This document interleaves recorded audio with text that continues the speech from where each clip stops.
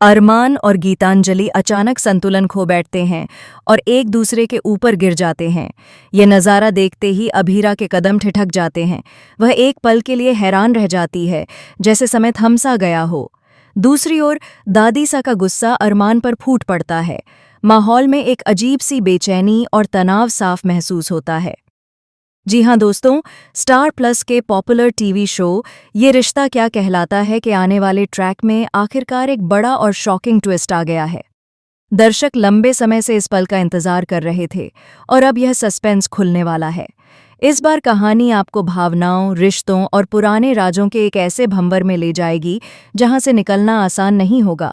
आप देखेंगे कि अरमान और अभीरा अब आमने सामने आ चुके हैं। लंबे समय से जिन दोनों के बीच अनकहे जज्बात और अधूरे एहसास दबे हुए थे, वे इस अप्रत्याशित मुलाकात के साथ अचानक सतह पर आ जाते हैं। अभीरा अपने नए गेस्ट को गेस्ट रूम की चाबी देने के लिए रिसॉर्ट के गलियारे से गुजर रही होती है। उसे जरा भी अंदाजा नहीं होता कि अगले ही पल उसकी जिंदगी में कितना बड़ा तूफान आने वाला है। जैसे ही वह कमरे के पास पहुंचती है, उसके कदम रुक जाते हैं। सामने जो दृश्य होता है उसे देखकर उसकी आंखें अविश्वास से चौड़ी हो जाती हैं। उसके नए गेस्ट यानी अरमान और गीतांजलि फर्श पर गिरे हुए हैं और दोनों के बीच की नज़दीकियां बहुत कुछ बयान कर रही होती हैं। अभीरा के चेहरे पर दर्द, गुस्सा और उलझन एक साथ उभर आते हैं। वह नोटिस करती है कि यह कोई और नहीं बल्कि अरमान और गीतांजलि हैं। उसकी धड़कनें तेज हो जाती हैं। वहीं अरमान और गीतांजलि भी अचानक अभीरा को सामने देखकर घबरा जाते हैं। उनके चेहरे के हाव भाव साफ बताते हैं कि वे इस स्थिति की उम्मीद बिल्कुल नहीं कर रहे थे। इतने में बिना कुछ कहे अभीरा वहां से मुड़कर अंदर चली जाती है। उसकी आंखों में सवालों का तूफान है, लेकिन होंठ खामोश हैं। तभी दादी सा वहां आ जाती हैं। उनके चेहरे पर हैरानी के साथ साथ नाराजगी भी झलकती है। अरमान अभीरा को देखकर अंदर ही अंदर राहत महसूस करता है, जैसे उसे अपना अधूरा सपना पूरा करने का मौका मिल गया हो। लेकिन उसकी खुशी ज्यादा देर तक कायम नहीं रह पाती, क्योंकि बीच में दादी सा आकर उसे रोक देती हैं। दादी सा सख्त लहजे में कहती हैं, तुम घूम फिरकर मसूरी ही क्यों आए और हमारे रिसॉर्ट में ही क्यों आए?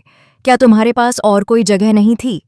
उनके सवालों में गुस्से के साथ साथ चिंता भी छिपी होती है, जो वह जाहिर नहीं करना चाहती।